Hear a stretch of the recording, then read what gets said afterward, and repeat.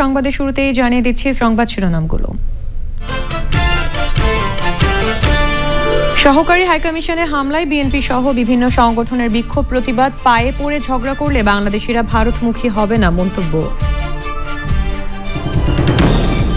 উপ হাইকমিশনে হামলার দায় ভারত সরকারকে নিতে হবে হুঁশিয়ারি। বাংলাদেশের সব মিশন বন্ধ করে হাইকমিশনারদের ফিরিয়ে আনার দাবি।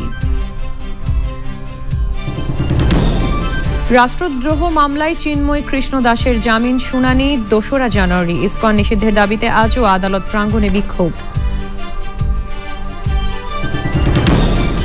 ১৫ বছরে প্রায় ১.৫ লাখ কোটি টাকা ঘুষ বিনিময়ের তথ্য দিল টিআইবি। দুর্নীতির শীর্ষে পাসপোর্ট, বিআরটিএ ও আইন শৃঙ্খলা সংস্থা।